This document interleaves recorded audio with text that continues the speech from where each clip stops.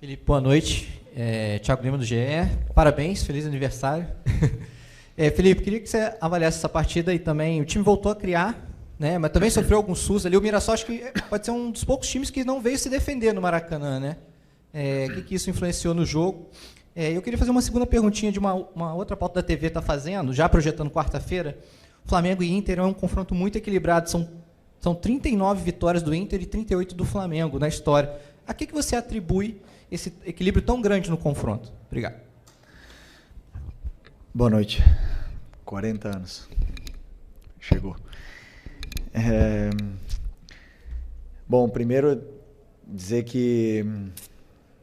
Eu já não esqueci a tua primeira pergunta, tá vendo? Tá. Ok. Boa. Primeiro, Mirassol. Time muito bem treinado, muito bem organizado, nos criou muitas dificuldades para pressionar. É verdade que eu, como treinador, esperava outra não escalação, senão outra formação na hora para pressionar.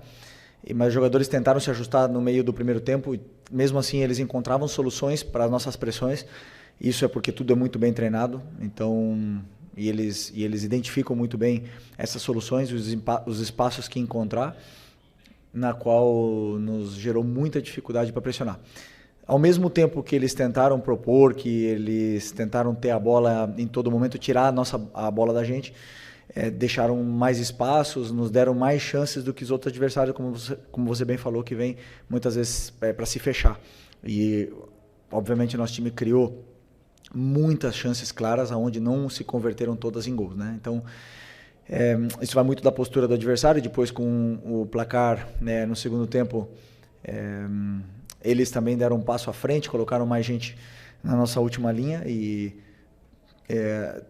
com isso também foi mais difícil defender, mas as chances nossas sempre eram mais claras. E no final fizemos o segundo gol e tomamos um gol aí com um descuido, que nos gerou essa sensação de preocupação, né, até o final do jogo, no qual leva ainda mais o nível desse encontro e para vocês verem que não existe coincidência no futebol. Se um time é quinto colocado na 18ª rodada, como é o Mirassol, somente com 2 derrotas é porque o trabalho está sendo muito bem feito. Então, muito mérito do adversário. E contra o Inter, ainda falta. Amanhã eu vou começar a estudar o Inter, mas um confronto, claro, que muito igualado, 2 clubes históricos gigantescos e em igualdade de condições para essas oitavas. Boa noite, Felipe. Aqui, Sidão Marinho da Litoral News. Parabéns, feliz aniversário. Que seus sonhos possam ser realizados. Obrigado. Você falou sobre essa preocupação, né, que a equipe teve na reta final do jogo. Hoje o Flamengo conseguiu chegar àquele segundo gol depois que abre o placar, que você comentou lá no Ceará depois do empate, só que acabou sofrendo o gol. Você acredita que para o jogo do mata-mata da Libertadores contra o Internacional é uma preocupação que você tem, em cima do que você falou também, dessa eficiência da equipe, de finalizar e muitas vezes não conseguir colocar a bola no fundo da rede, ter essa assertividade para não criar essa preocupação na reta final do jogo? Não, a minha preocupação maior é que, primeiro, o time seja sólido na fase defensiva, muito sólido. E hoje realmente não tivemos a solidez que eu gosto, né? Já seja por mérito do adversário, mas também por alguns erros nossos que devem ser corrigidos. Eu sei e eles também sabem disso, né? Mas mesmo assim, o adversário chegou e criou muitas chances de bola parada, né? Com escanteios, com faltas, mas chegou. É verdade que chegou muito na nossa área.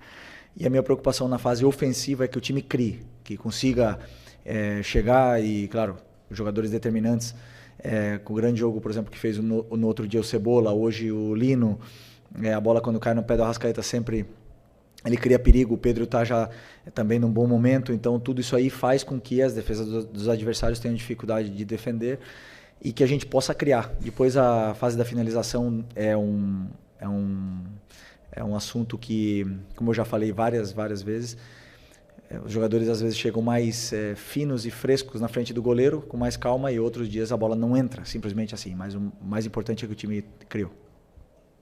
Felipe, boa noite, parabéns. Uma vitória no dia do aniversário, às vezes não acontecia. Eu queria te perguntar sobre essas contratações que o Flamengo fez e como você vê o elenco do Flamengo agora.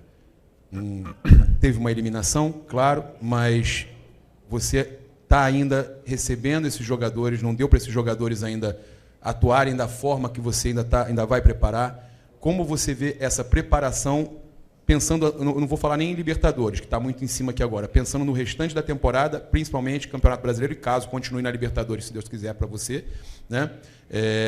Como você vê esse time encaixando, como você vê esse elenco agora com essas chegadas aí? Bom, primeiro dizer que a janela que o clube está fazendo é extraordinária, né? Como eu falei na outra coletiva também.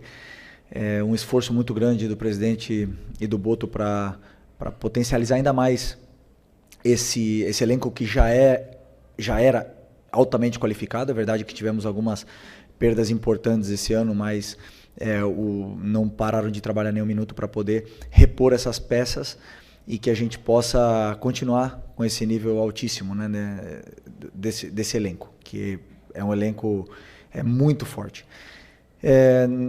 Pode ser que cheguem mais peças, pode ser que também saiam, né?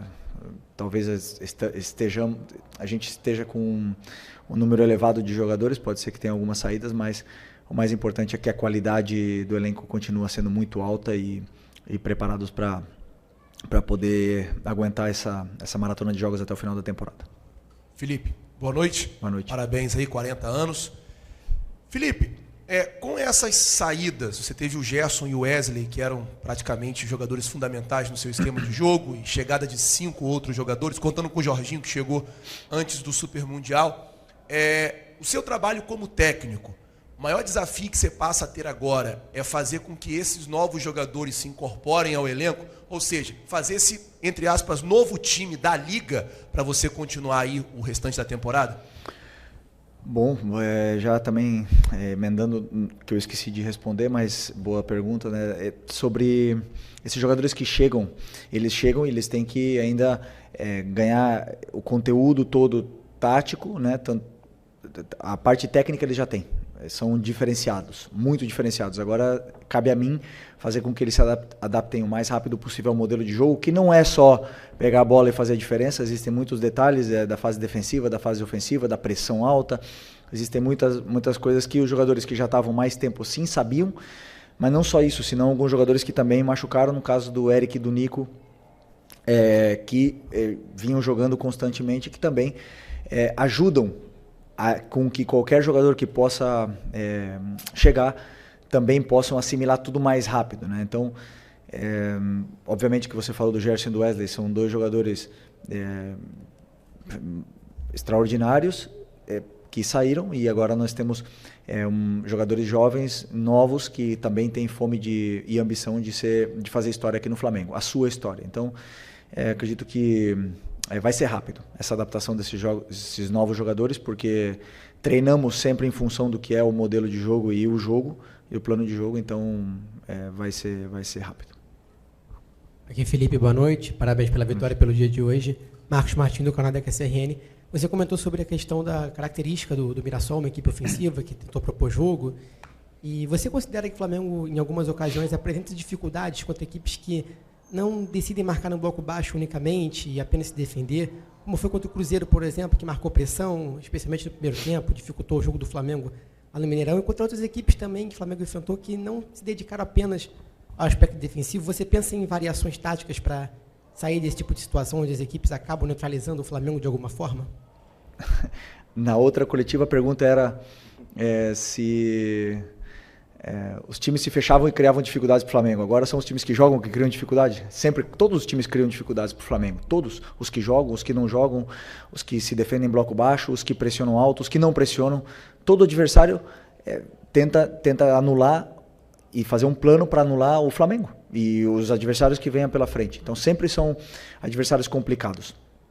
E o Mirassol tem, como eu falei, um trabalho muito bem organizado, onde eles sim tentaram propor e tentaram sair da nossa pressão e conseguiram muitas vezes com êxito, também não todas, porque nós também roubamos bolas e criamos chances de gol a partir da perda da bola deles, mas é um adversário que teve muito mérito no que é o seu plano de jogo, que não é igual, nem um pouco parecido com o que foi o Cruzeiro no Mineirão, nem um pouco, mas é um trabalho muito diferente.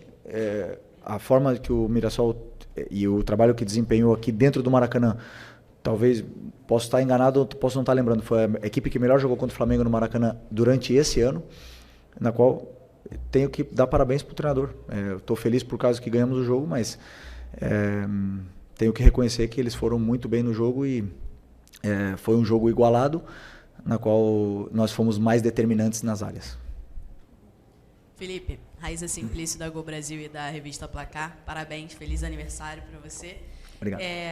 Eu queria te perguntar sobre o Saul, acabou não entrando em campo hoje, mas você falava do Gerson, até você falava, vocês enxergam o Gerson de um jeito, mas eu gosto de colocar ele para jogar de outro jeito, e eu queria entender de você como é que você enxerga o Saul nesse time. Sei que ele ainda está pegando ritmo, se adaptando, mas se você vê ele jogando mais como segundo volante ou jogando mais como meia ali pela direita, enfim.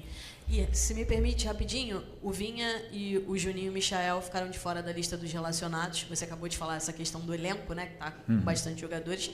Eu queria entender como é que foi o seu critério para decidir, por exemplo, deixá-los de fora hoje. Qual foi a primeira? O Saul, desculpa. Sim, já lembrei. O Saul é um jogador que é polivalente, ele joga em todas as partes do meio campo, já jogou de lateral, já jogou de zagueiro, já jogou até de atacante, mas hoje pelas necessidades que a equipe apresenta, pela composição do elenco, eu vejo ele como para essa posição que estava o Gerson, agora está jogando o Plata e o Luiz Araújo e o Matheus Gonçalves. Eu vejo ele para essa posição, já falei com ele antes de ele vir para cá, que era a posição que ele jogava no Atlético de Madrid nos anos onde ele melhor rendeu. É verdade que nos últimos anos ele vinha jogando de volante, mas eu acredito que ele tem muito para oferecer nessa posição. Ele chega bem na área, ele é um jogador determinante na frente, faz a diferença, mas com certeza hoje era uma das opções minhas pro banco na parte na substituição de um dos dois volantes se precisasse, né? Claro que ele não tem, como eu falei, o mesmo conteúdo ainda, são vários detalhes da fase defensiva, são vários detalhes também na fase de construção, que ele vinha treinando mais na frente, então tentei segurar um pouco essa substituição hoje dos dois, e também do Vitor Hugo, que estava no banco como opção de volante. E sobre as escolhas, eu formato o banco em função do que o jogo pede, em função do que a equipe precisa. Claro que o Vinha é um jogador internacional, um jogador que já todo mundo sabe da qualidade que tem, mas na hora de escolher e ficar com 3 laterais esquerdos no banco, onde provavelmente não ia entrar nenhum deles, como hoje não entrou nem o Ayrton, então eu optei por deixar ele treinando hoje, porque ele precisa de treino, ele precisa de ritmo, da mesma forma que o Juninho e da mesma forma que o Michael.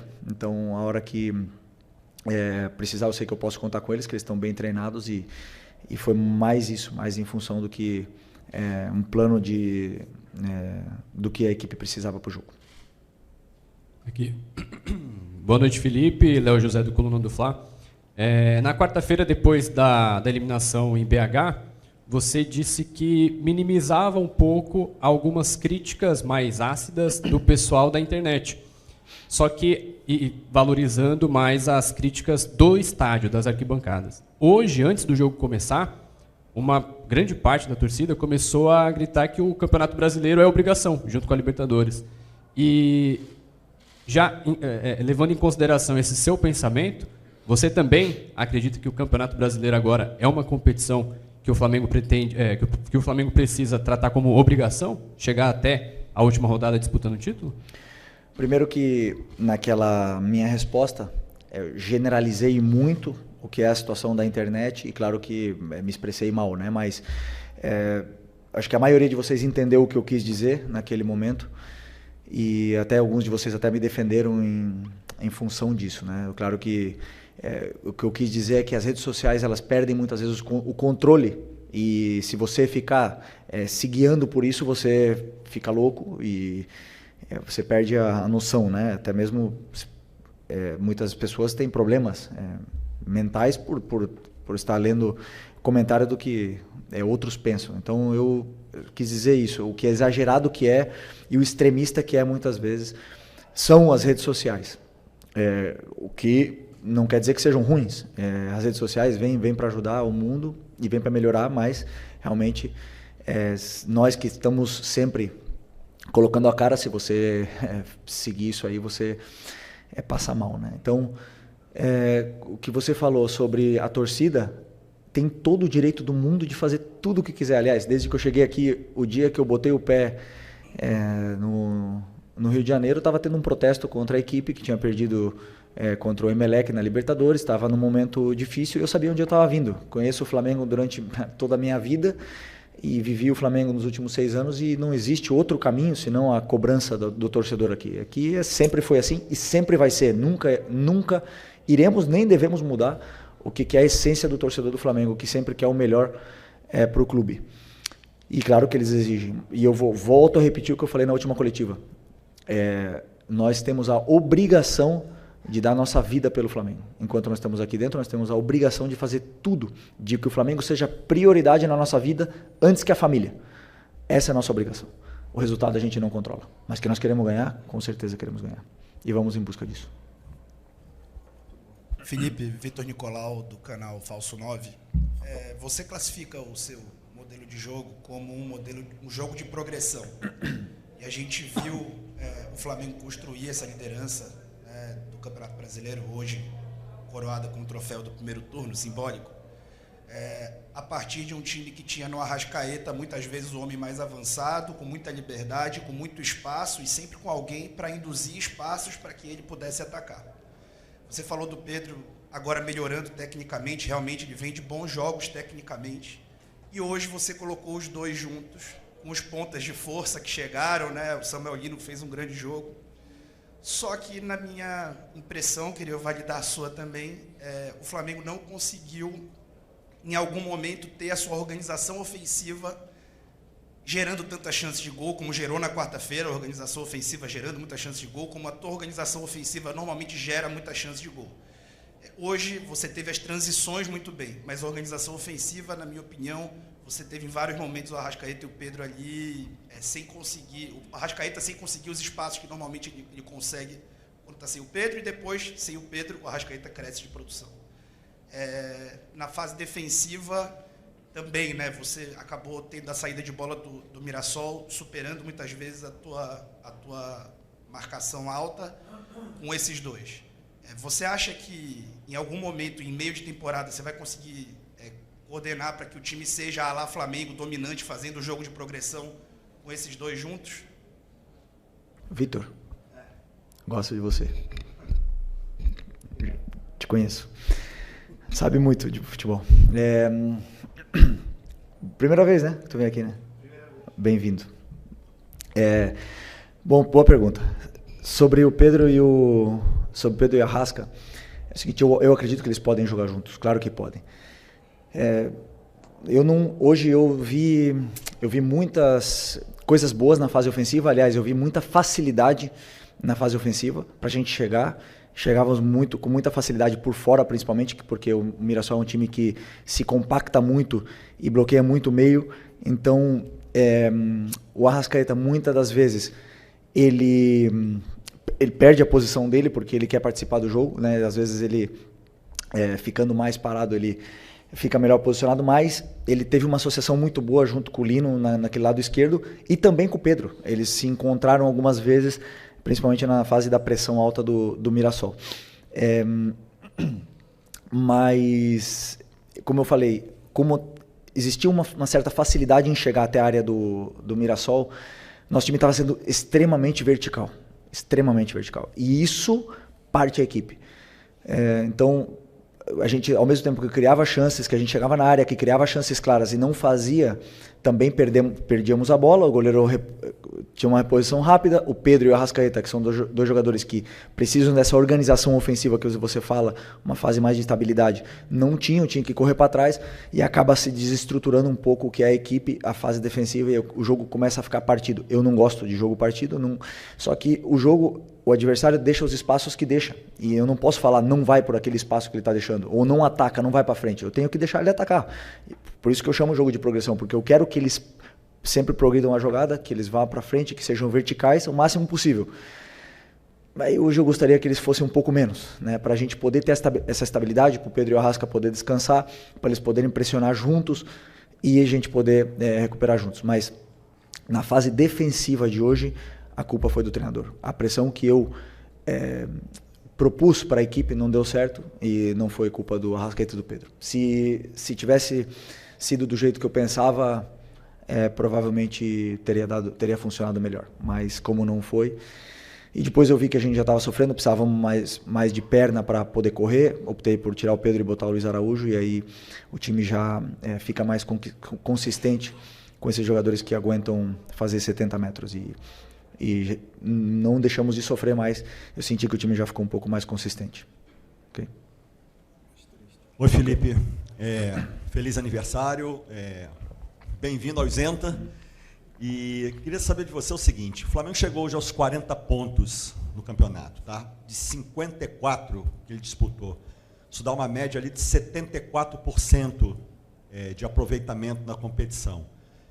Independentemente do jogo que falta, que é contra o Sport lá em Recife, o Flamengo já, como disse o colega aqui, simbolicamente ele fechou o turno na frente. O que numa competição de pontos corridos, historicamente, o time, quando fecha o turno na frente, ou ele bate campeão, a maioria das vezes, ou ele disputa, normalmente, o título mesmo não sendo campeão. Eu quero saber o que isso representa para você na formatação e na sequência aí do trabalho, mesmo faltando esse jogo que ainda falta. E só um detalhezinho em relação ao jogo contra o Inter. Como é que está o Nico de la Cruz? Ele estará à disposição, pode estar à disposição para quarta-feira? Sobre os pontos, então, 40 hoje, podendo fazer 43 no primeiro turno, é isso? Ok. São bons números, claro que poderiam ter sido melhores, mas também poderiam ter sido piores. Para mim, não significam nada, a não ser que temos que ganhar o próximo, e vai ser contra o Inter, né? Então vai ser difícil, vai ser fora de casa, e nós temos que tentar ser o mais consistentes possível daqui até o final. Eu, desde que eu cheguei no Flamengo, todos os anos que eu cheguei no Flamengo, quase sempre a gente teve que perseguir o líder, né? Em 2019 perseguimos no primeiro turno e acabamos conseguindo virar essa vantagem, tomar a liderança e ficar até o final. E em 2020 também, não éramos líderes, acho que era o São Paulo durante muito tempo, depois foi o Inter, depois a gente retomou e sempre foi perseguidor.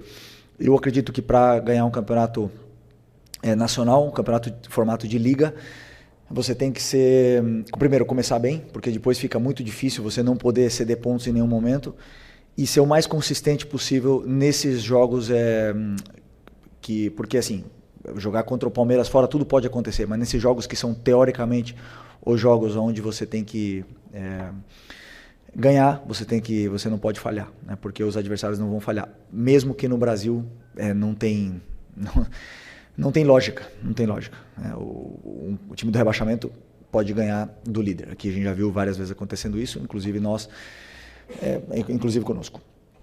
Então, que representa isso é motivação para seguir brigando pelo título. E sobre o Nico, tenho esperança, mas não sei se vai ser possível.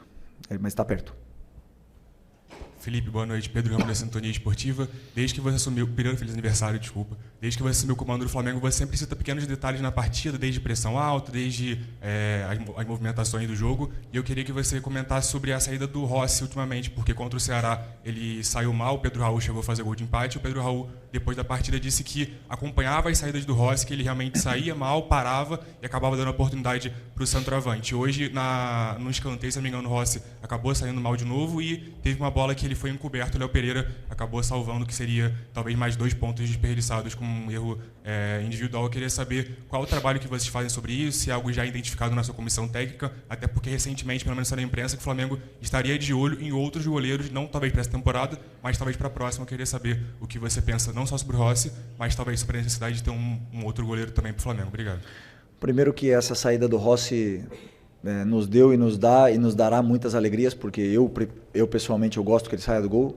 Eu gosto de goleiro corajoso, que tenha essa confiança de poder ir lá e aliviar. Durante muitas vezes, a maioria das vezes deu certo, e todo o goleiro, como todo jogador, oscila, passa por momentos de menos confiança, mas sabemos do risco que pode existir numa saída de bola, e eu quero que ele continue saindo. Uma opção minha. E sobre uma reposição é um assunto para o Boto, mas com certeza o Flamengo sempre está atento ao mercado, ainda mais porque pode ser que tenhamos uma saída no final do ano. Buenas noches, Okay. Felipe. Tá bom. Aquí. Buenas noches. Primero que todo, feliz cumpleaños. Gracias. Quería preguntarte por Jorge Carrascal. No tuvimos la oportunidad de verlo. No te quería preguntar específicamente por eso, pero él llega como un camisa 10. Es una posición que suele utilizar Jordan de Arrascaeta, pero por lo general a de Arrascaeta se le va acompañando al centro delantero. Hoy, más que de 10, jugó como un segundo delantero, me dio la sensación. Y quería preguntarte, después de ver más de una semana a Carrascal, ¿dónde lo ves? ¿Qué rol cumpliría? ¿Más cercano al delantero? ¿Más como un 10? ¿O incluso quizás en esa posición que muchas veces utiliza Jorginho y que era un rol que en algún momento estuvo pensado como para Nico de la Cruz? Bueno, primero es un jugador con un talento y una calidad gigante, muy grande, tiene muchísima calidad, se nota, lo hemos visto esta semana. Hoy lo tenía casi seguro de que iba a ponerlo, tenía muy pensado el cambio de Arrascaeta y que él entrase por Arrasca, pero sentí en ese momento que el equipo necesitaba presionar más al Mirasol, necesitaba gente que tuviera más presión, sobre todo los detalles micro ahí de la presión alta que ya tiene muy bien incorporado Bruno y Plata, y Carrascal aún no tiene tanto estos entrenamientos de presión, por eso opté por no ponerlo por la fase defensiva, pero la fase ofensiva seguro que nos daría mucho, tiene mucha calidad, es un jugador que yo tengo una esperanza de que sea ídolo de este club dentro de los próximos años, porque es el típico jugador que al aficionado le va a encantar ver por lo bien que trata la pelota. Y después, contestando tu pregunta sobre la posición, yo le veo en la misma posición que jugó Arrascaeta hoy. Sin embargo, él me dijo que puede jugar tanto abierto como en la posición en derecha también. O sea, en las 4 posiciones de arriba, él puede jugar en las 4. Entonces, con la cual va a tener muchos minutos durante la temporada, hay partidos para todos y sin ninguna duda va a ser un jugador, pero va a ser un jugador importantísimo para mí, para nosotros. Wow.